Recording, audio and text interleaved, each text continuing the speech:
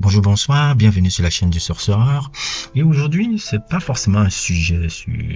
bon, on va quand même parler de lui, mais c'est pas globalement celui qui apparaît sur la photo qui sera l'objet de mon sujet, mais c'est un sujet un peu global qui me vient comme ça à l'esprit et que j'ai envie de partager avec vous. Pas forcément sur la musique, mais que les gens comprennent un peu ma réflexion à travers toutes les vidéos que j'ai faites là. Toutes les vidéos, que ce soit sur le sport, que ce soit sur la musique, que ce soit même sur le cinéma. Si vous avez remarqué un peu, il y a quelque chose que je défends particulièrement par rapport à ces domaines-là. À ces domaines-là. Et c'est pas forcément le domaine, mais c'est une vision auquel je crois. C'est une vision auquel je crois. C'est une idéologie auquel je crois. Et que je pense que parfois, que cette idéologie-là pourrait permettre à ce que les gens, en général, et les gens aussi de notre communauté afro, que ce soit afro-africaine ou afro-américaine, parce que même si les afro-américains n'ont pas notre même réalité, j'estime toujours qu'on a la même peau, on a la même truc et que on vient un peu du même endroit. Africain, c'est vrai que nous, entre Africains, on a des spécificités, que les Afro-Américains ont aussi des spécificités, que les gens aussi noirs des îles ont leurs spécificités et leur réalité. Mais on vient de la même source. On vient tous de la même source. Et il faut toujours, avec nos spécificités, avec nos différences un peu, permettre à ce qu'on puisse créer une communauté forte et une communauté truc, et en acceptant tout type de version de notre communauté. Parce que c'est ça qui m'a un peu dérangé un peu dans les années 90. Pendant longtemps, on a toujours voulu formater l'homme noir d'une certaine manière. Et moi, je fais partie des gens qui se battaient un peu contre ce stéréotype que le noir doit être seulement comme ça, le noir doit être seulement répondre à ça.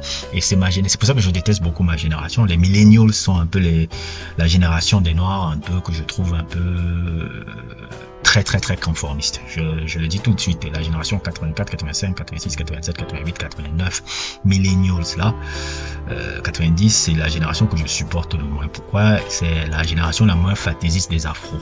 Que ce soit les afro-américains ou les afro-trucs, c'est généralement eux que j'ai eu du problème. J'aurais aimé être dans la génération j'avais 20 ans, 30 ans dans les années 70 et la génération maintenant. Il y a beaucoup plus d'ouverture d'esprit un peu par rapport à ces générations. Et j'ai l'impression souvent que les millennials, on pense qu'on est des gens qui changeons les codes alors que nous sommes beaucoup plus conformistes qu'on le pensait. Bon, mais ça, c'est ma vision personnelle un peu du délire. Et tout. Mais ce que je voulais parler et tout, si comment dire ça? Je pense que chaque individu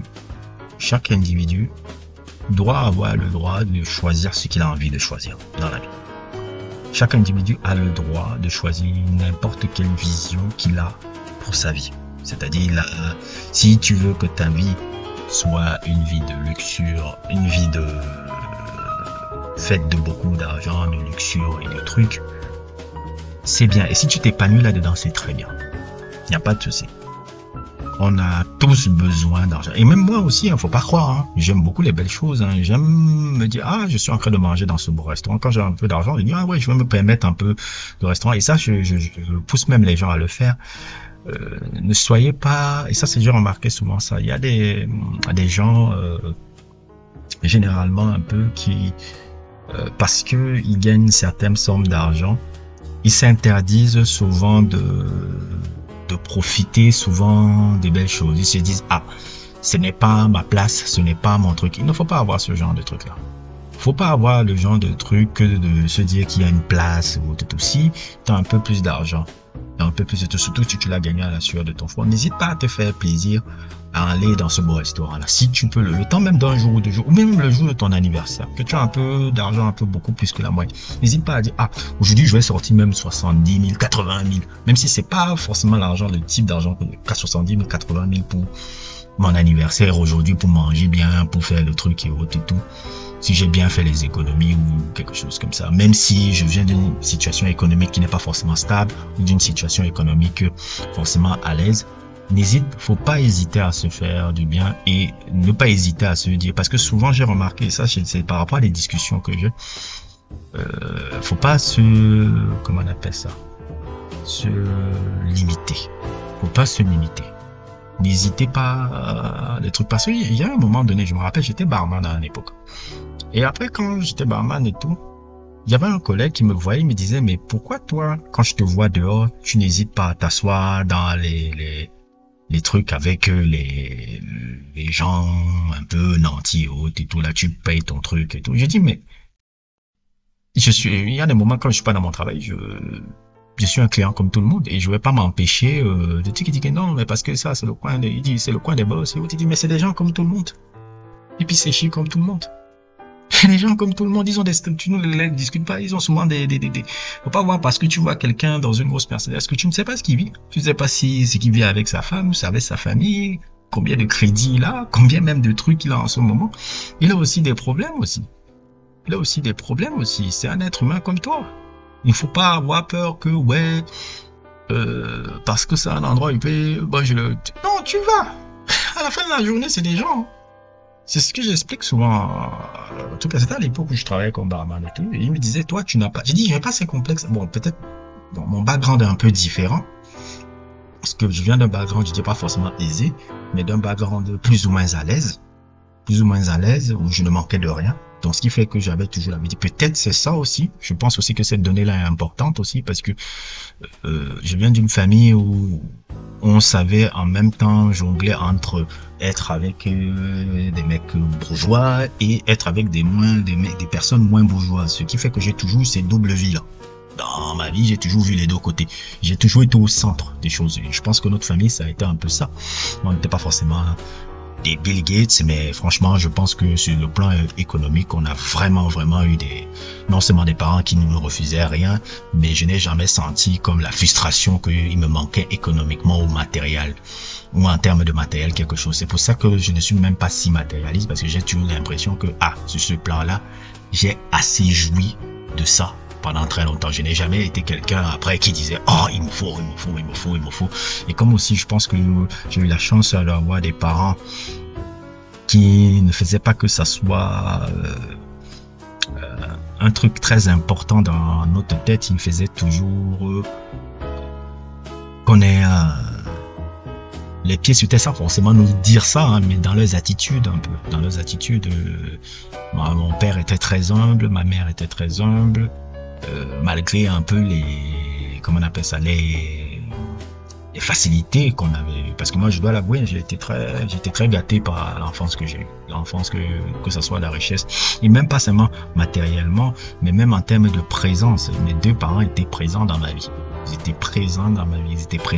notre père était excessivement présent dans notre vie. Excessivement présent, même si on était peut-être en train de jouer aux jeux vidéo, mon père s'asseyait sur notre lit juste pour nous regarder en train de jouer aux jeux vidéo sans forcément parler de quelque chose, mais on sentait sa présence, il était là, il était toujours là, et il cherchait toujours à être présent dans nos vies. Il y a des gens qui n'ont jamais eu ça. Je me rends compte quand je discute souvent avec des personnes, des trucs, qui n'ont pas vécu, qui disent oui, mes parents me donnaient tout, mais ils n'étaient pas présents. Donc c'est pour ça que j'estime avoir eu beaucoup de chance dans la vie. Et c'est quelque chose aussi dont, peut-être avec ce background-là, je peux comprendre un peu, mais j'estime que n'importe quelle chose sociale, que tu sois excessivement aisé ou pas aisé, et que à un moment donné, même si tu n'es pas aisé, que tu as travaillé, que tu as un peu de sous pour te faire plaisir, n'hésite pas à te faire plaisir, même dans un bel endroit. Et parce que c'est important aussi que tu vas aussi peut-être forcément dans des beaux endroits, parce que si tu pars dans des beaux endroits, tu peux avoir la chance peut-être de connecter avec quelqu'un qui voit soit un talent que tu as, soit une connexion avec toi, et tu ne sais pas après là où ça peut t'amener. Parce que c'est toujours une moyen de faire des connexions. Donc faut pas négliger. À la fin de la journée, les gens ne sont que des gens. Les gens ne sont que des gens. Qu'importe leur statut, qu'importe leur truc, les gens ne sont que des gens. Et dis-toi que tu peux toujours apprendre à quelqu'un. Comme quelqu'un peut t'apprendre et que tout le monde, tu peux même apprendre même comment on appelle ça, du SDF là. Le SDF que tu vois là assis par terre et autres et tout, il a aussi une histoire, il peut te raconter son histoire. Et derrière son histoire, tu peux apprendre quelque chose. Donc, non pas que je veux glorifier forcément la vie d'un SDF, c'est pas bon forcément d'être un SDF, parce que tu n'as pas un truc, c'est dangereux et tout. Mais ce que je veux dire, c'est que chaque parcours a une histoire et chaque parcours est important. On ne fait pas que des films sur des gars qui, oh, je n'avais rien, après je suis devenu riche, après je suis... Non, non, non, on fait des films sur beaucoup de gens, sur plein de gens. Les Amants du Pont Neuf, c'est sur c'est l'amour de deux SDF. Tu vois un peu. Alors que c'est un génial film. On fait pas seulement que des films, on fait les films sur l'expérience humaine. L'expérience humaine est multiple, vaste et tout. Donc ce que je voulais dire là, c'est qu'il faut pas se limiter. Faut vraiment pas se limiter. Donc chacun a le droit, comme je voulais dire, chacun a le droit de jouir de la vie comme il a envie de jouir de la vie. Mais maintenant, ce que j'ai toujours un peu la mentalité excessivement capitaliste. Non pas que j'ai un problème avec tout le capitalisme, non. C'est bon de chercher à se faire, non pas seulement de l'argent, mais à bénéficier de ses investissements. Et tout. Parce que le capitalisme, c'est l'homme qui prend des risques pour bénéficier du retour dans ses investissements. En gros, un peu, si on résume un peu le capitalisme, c'est un peu ça. Mais parfois, les excès du capitalisme ne me plaisent pas. C'est-à-dire qu'on veut toujours exploiter sans rien donner en retour.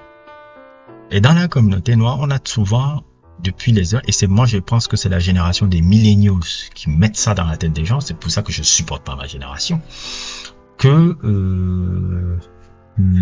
pas le bonheur mais la satisfaction d'une personne ne vient que par l'accumulation de richesses qu'il a eu. Non pas que je dis qu'il ne faut pas accumuler énormément de richesses. Si vous pouvez le faire, faites-le. Si vous pouvez devenir des Bill Gates en termes de chiffre d'affaires, soyez-le. Si vous pouvez devenir des Elon Musk en chiffre d'affaires, soyez-le. Mais ce ne doit pas être... c'est-à-dire, cette truc d'accumulation de richesses ne doit pas être la fonction de l'identité des gens. C'est ça que je veux dire. C'est-à-dire, tu ne peux pas définir ta vie en disant que ma vie, ça doit être juste le fait d'avoir ma valeur en tant qu'individu, c'est le fait d'avoir énormément de trucs dans ton compte en banque. Et le problème, c'est que les millennials, avec leur héros là, qui s'appelle Wannabe Basquiat, c'est pour ça que je n'aime pas Wannabe Basquiat, parce que Wannabe Basquiat a introduit cette idée là chez beaucoup de millennials. Si on représente cette image là, voici l'image de la réussite que les Noirs doivent aspirer. L'image que vous voyez là apparaître, Wannabe Basquiat nous a inventé. Et Wannabe Basquiat, c'est pour ça que je le trouve que c'est vraiment un hyper giga capitaliste. Parce que Wannabe Basquiat, c'est vraiment le gars qui exploite sans rien donner en retour. Exploite sans rien donner en retour. Sans rien donner en retour. Il exploite, il prend. Lui et son pote là, les deux là. Ils exploitent. Combien de fois on a entendu que le gars que vous voyez apparaître sur l'écran là aussi là, a tellement exploité les artistes qu'il avait. Non pas aussi que les artistes là ne doivent pas faire attention en termes de business, mais combien de fois il a exploité les artistes. Combien de fois il y a des histoires comme ça avec ce gars. Exploiter. Et leur comportement, je suis désolé, est exactement comme les comportements des colons blancs qui essayaient d'exploiter aussi la communauté noire. C'est pas différent en fait. Et moi j'ai un problème avec ça. J'ai toujours eu un problème avec des gens comme ça. Parce que la finalité c'est pas mon compte en banque est rempli, même si j'ai exploité les gens. Non. Non, non, non, ce n'est pas que ça. Ce n'est pas que ça. Ce n'est pas que ça. Je suis désolé, je veux pas faire un peu le truc, mais je connais plein de gens ici, dehors, qui ont énormément de trucs, mais qui... Ça ne va pas. Ça ne va pas dans la vie. Je dis pas que forcément que... C'est pour ça que je suis pas forcément d'accord avec cette maxime que les gens ont souvent... Chaque fois que je l'écoute, cette maxime-là, je lève les yeux, j'ai dit, mais... Je suis désolé, mais vous ne comprenez rien, les gars. Vous voyez, souvent, il y a cette maxime que les gens disent, vaut mieux pleurer. Je l'ai même encore vu ce matin, j'ai levé les yeux, j'ai dit, mais... C'est pour ça que vous êtes tous malheureux dans vos délires, là. Vaut mieux pleurer... dans un jet privé que pleurer dans un vélo ou quelque chose comme ça. Mais moi j'ai envie de dire que tu sois dans un jet privé, que tu sois dans un vélo, tu pleures. Le fait que tu as un jet privé, comme le vélo, n'empêche pas que tu es en train de pleurer. Donc ce qui fait que ce n'est pas l'état. Ce n'est pas l'état... comment on appelle ça? C'est pas l'état de la chose dans laquelle tu es qui accentue ton truc. C'est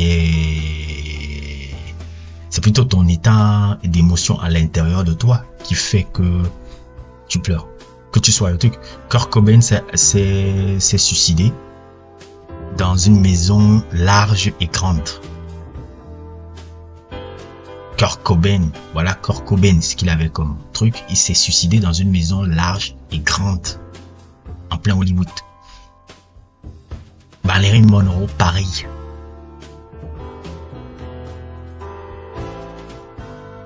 Idem pour Len Staley.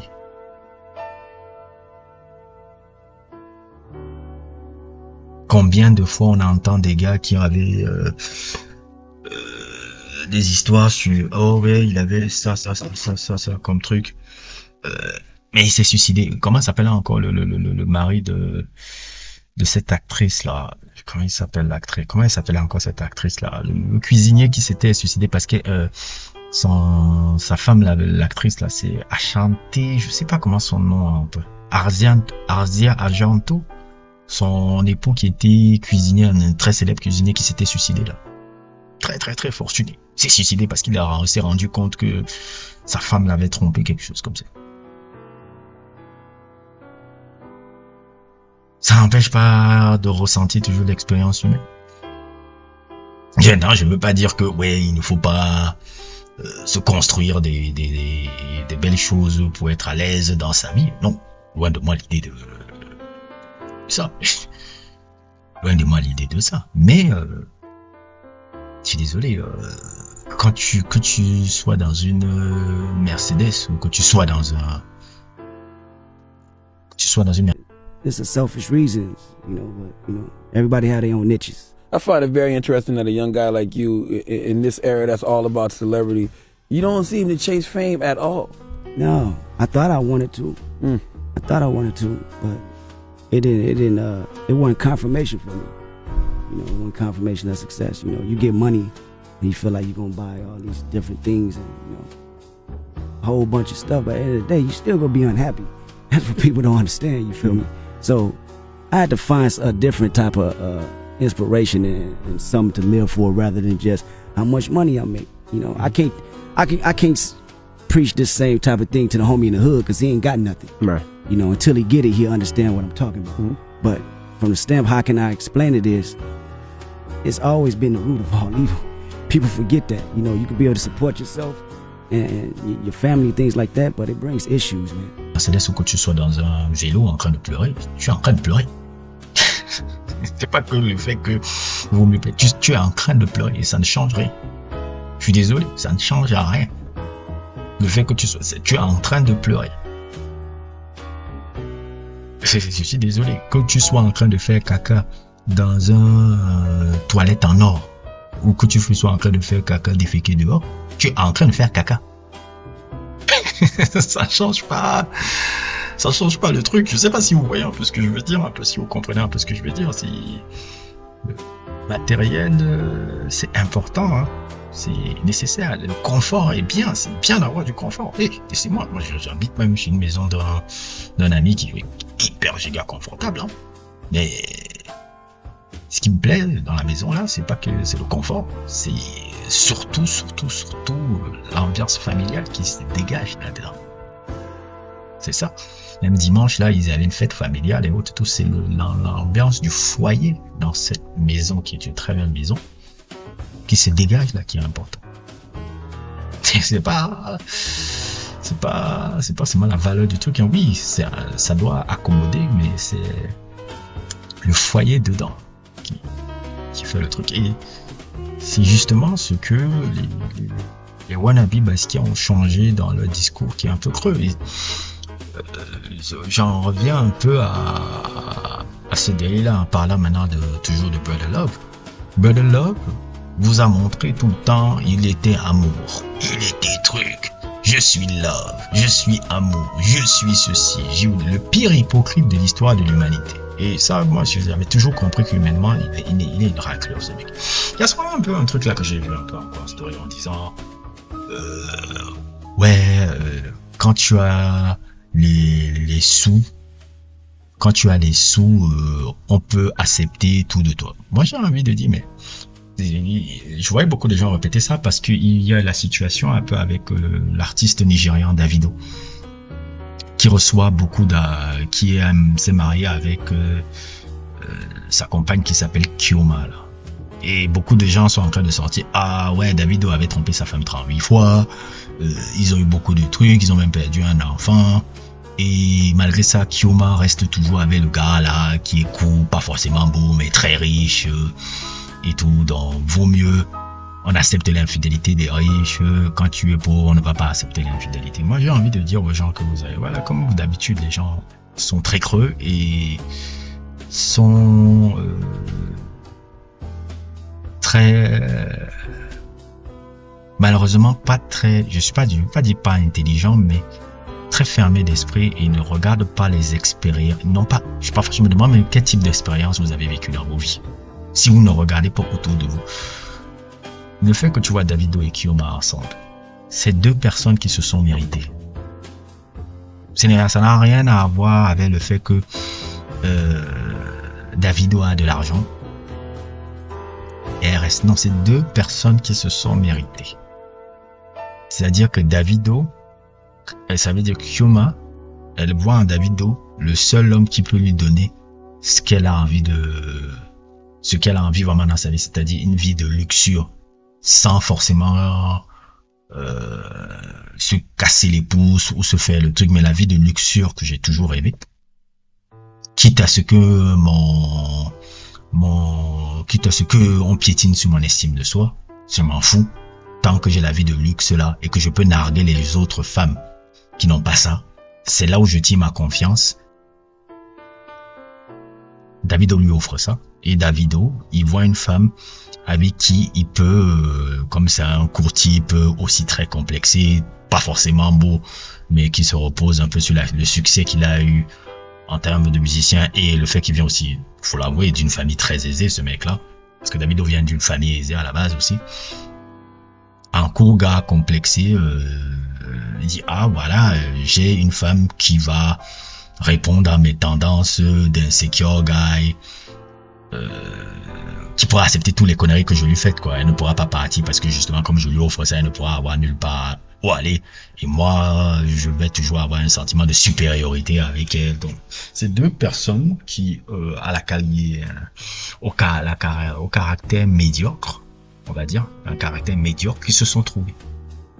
Ça n'a rien à voir avec l'argent parce que il y a plein de femmes que je connais qui, dès qu'il y avait un homme qui avait le truc, elles n'ont même pas perdu le temps. Surtout quand elles gagnaient leur propre argent. Et je vais vous dire un truc, c'est très triste de voir les hommes qui en 2024 encore pensent que les femmes sont des gold diggers.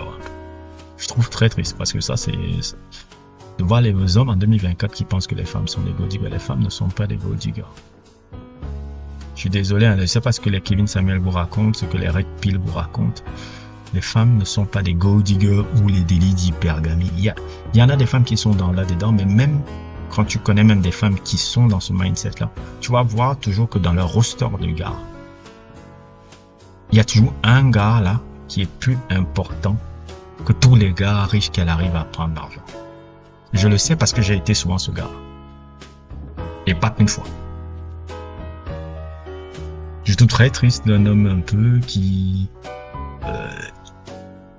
il a fallu qu'il reçoive des cadeaux d'une femme le moment où il avait de l'argent. Il n'a pas reçu des cadeaux d'une femme quand il n'y avait rien.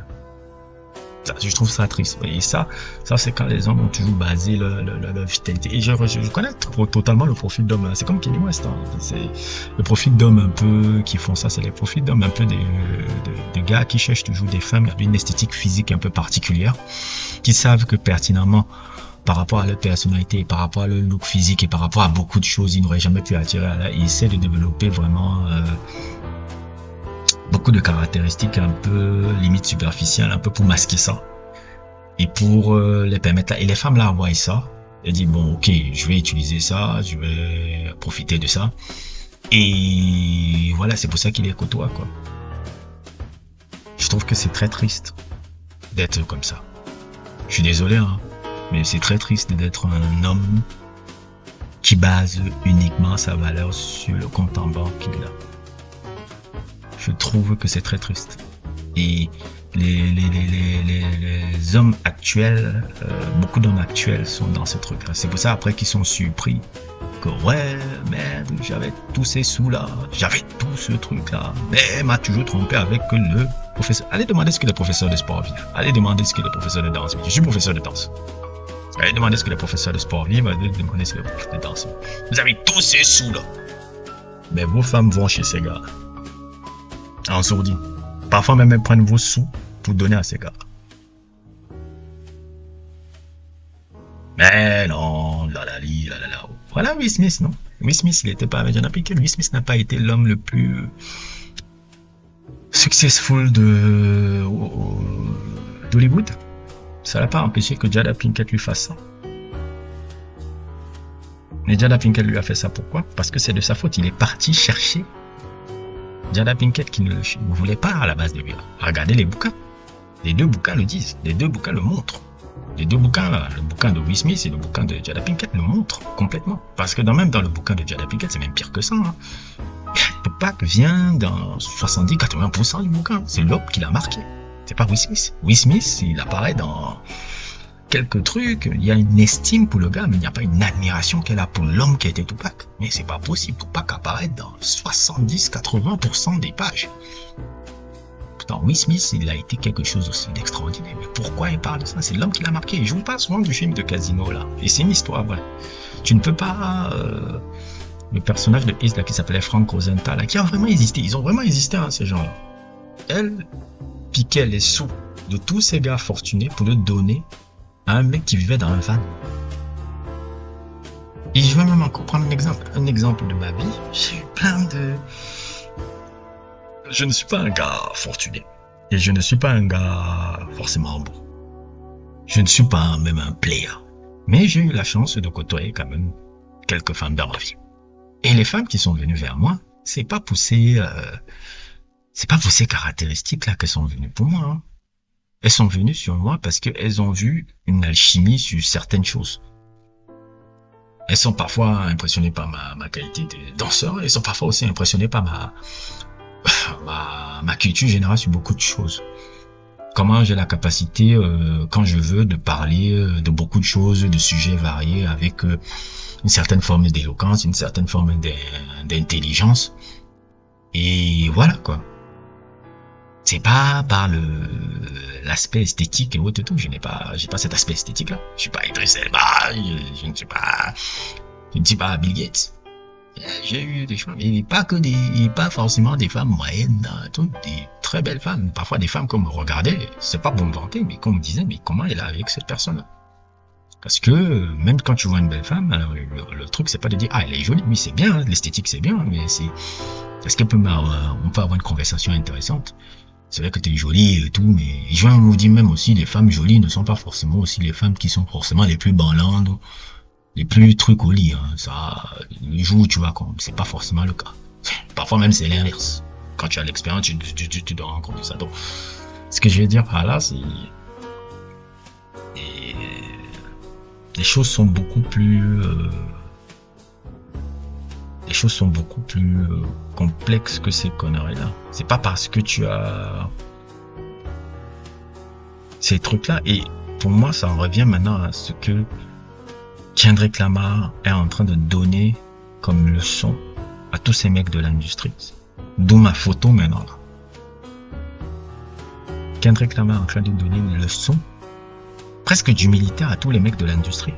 Et parce que le combat de Kendrick Lamar, ou tout le combat de Kendrick avec Drake, c'était pas seulement Drake, c'est l'industrie. Parce que depuis le début de la carrière de Kendrick Lamar, son combat, c'est contre l'industrie. Certain things and never leave their neighborhood. When they finally do, it's a whole new world. Exactly. So, you know, when I write a record like that's me giving back. That's not for radio.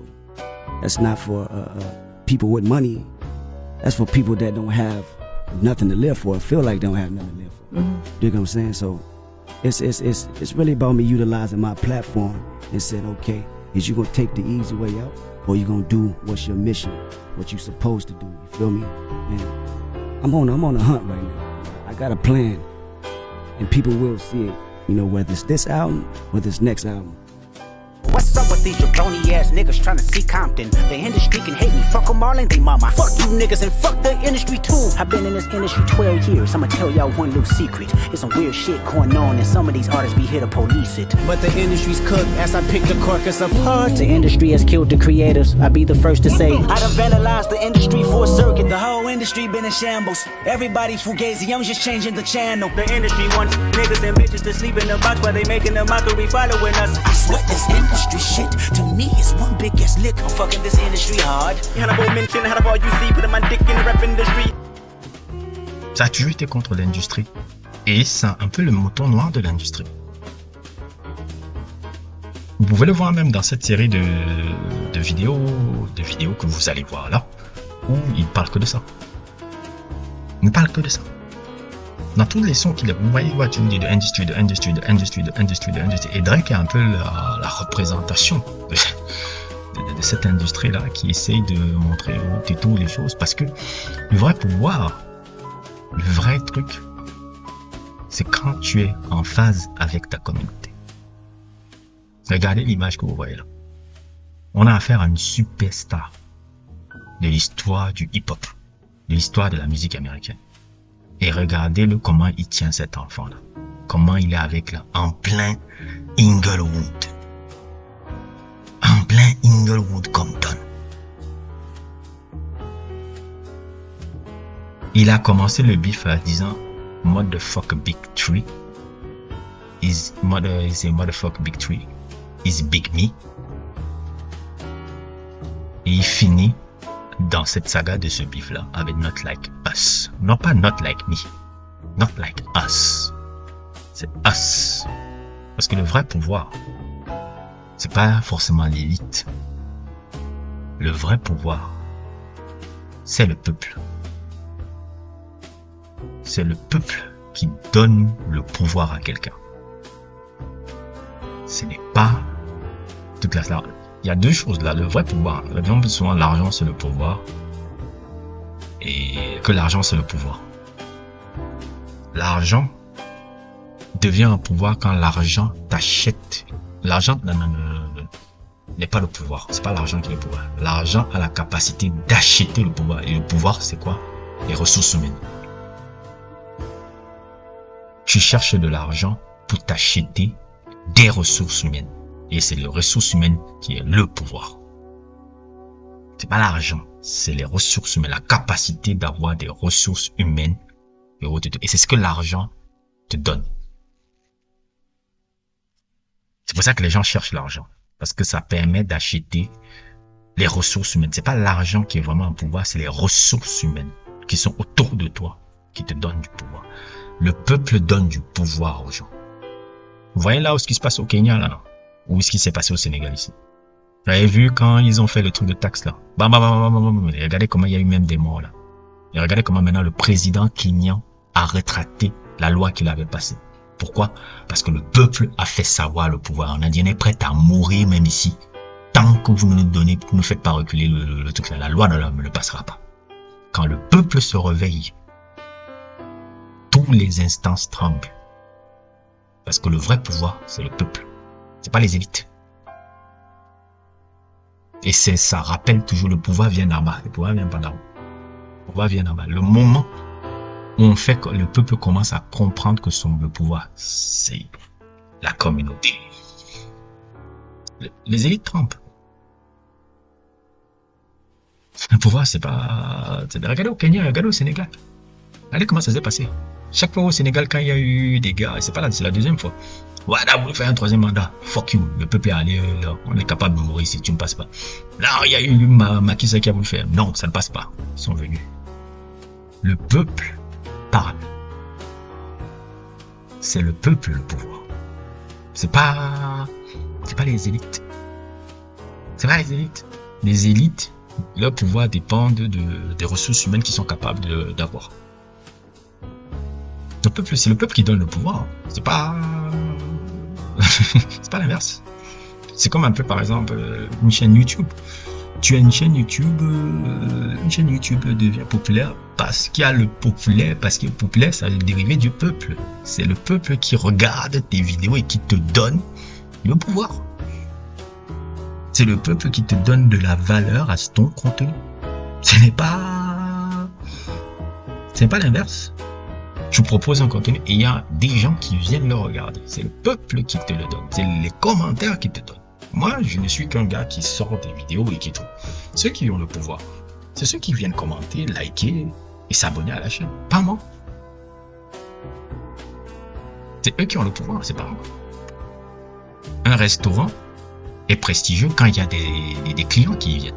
C'est les clients du pouvoir. C'est pas le restaurateur. Le restaurateur propose. Le client, c'est lui qui a le pouvoir. C'est lui qui a le pouvoir de venir ou de décommander s'il ne vient pas là-bas. Parce que c'est le client qui va payer le service que tu vas lui donner. Le pouvoir, c'est le client. C'est pas toi. C'est pas le restaurateur. Le pouvoir vient du peuple. Et c'est pour ça que ça m'amuse un peu quand Wannabe Basquiat vient me jouer les élitistes comme il aime le faire là. Wannabe Basquiat a besoin de vous. C'est pas vous qui avez besoin de Wannabe Basquiat. Wannabe Basquiat a besoin de vous. Sans vous, il n'est pas milliardaire. C'est vous qui le faites. C'est pour ça que c'est amusant comment lui il aime toujours exploiter la culture pour pouvoir aller dans la table des gars qui le dénigrent. Les blancs là qui le dénigrent. Parce que les blancs là le mettent de côté. Vous l'avez vu là quand il a fait le truc au Tom Brady là. Les blancs le mettent là-bas. Des milliardaires, hein. Il va là-bas. Parfois même il y a des gars moins riches que lui dans ce système là. Moins riches que le truc là. Comme un peu avec le gars de la NFL là qui le met. Non, toi tu es de côté là. Voilà, va nous faire danser là. Ministre chaud. Pour Tom Brady là. Allez hop. Et le jour où tu n'es pas centré dans ta communauté là, tu vois ce qui arrive. Faut pas venir après, faudra pas qu'il revienne après venir faire ouais, comme il aime faire dans les Grammy là, oui, on nous a pas donné les Grammy, ouais, Black Panther, non, tu restes seul là-bas. Faut même pas venir chialer là, pro black et autres pour après. Parce que toi, tu veux tout t'asseoir avec les blancs là qui ne t'ont jamais voulu. Regardez Jonathan Myers. Vous voyez ce qu'il est arrivé au moment où il a eu l'attaque qu'il a eu surtout là. En plus, quand tu vois que vraiment, s'il n'avait pas vraiment un truc et que c'est la fille qui le poursuivait, il a quand même perdu les routes. Qui est en train de le soutenir là? Là, on lui a donné un prix de la persévérance là, je sais pas, c'est Jason Lee, dans un truc de Jason Lee, le gars là, je sais plus comment il s'appelle là. Ouais, c'est la communauté noire qui ont dit, bon, c'est pas grave, on est avec toi. On est avec toi. Tu vas remonter la pente. Quand la communauté est derrière toi, tu peux monter. Quand tu n'as pas de communauté, tu es mort. C'est le peuple, les mecs. Qu'on vous mente pas. C'est le peuple. Et Kendrick Lamar, c'est la leçon qu'il veut vous donner là. N'exploitons pas le peuple. Redonnons au peuple ce qu'ils nous ont donné. C'est ce que des Mohamed Ali étaient. C'est ce que des Mohamed Ali étaient. Vous voyez, Mohamed Ali a été un homme exceptionnel sur tous les plans, hein, financièrement, en termes de trucs, c'est un peu l'homme noir ultime, un peu, même s'il a sa part de casserole. Il n'a pas de grosse casserole même d'ailleurs. Mais c'est un homme, regardez les images, c'est un homme du peuple. C'est un homme du peuple. Le peuple adorait ce gars-là, et pas parce qu'il était riche. Parce que c'est un homme qui parlait pour le peuple. Quand tu parles pour le peuple est avec toi. On ne peut ne pas aimer Kémy Séba ou pas. Mais la grande majorité des négros sont avec ce gars-là. On peut ne pas l'aimer, on ne peut ne pas valider. La grande majorité de la communauté noire est avec ce gars. C'est le peuple, souvent. Nous, quand tu es un gars qui a un certain statut, tu n'es qu'un servant du peuple. Pas le contraire. C'est pas le peuple qui te sert, c'est toi qui sers. Et Kendrick Lamar, en gros, c'est la leçon qu'il nous donne avec ce qui s'est passé là. Et il est en train de donner une belle leçon à tous ces gars de l'industrie et tout. Sans le peuple, on n'est rien. Sans notre communauté, on n'est rien. Et je pense que c'est sur cette phrase-là que je vais m'arrêter. N'hésitez pas à liker, n'hésitez pas à vous abonner et à plus pour d'autres aventures.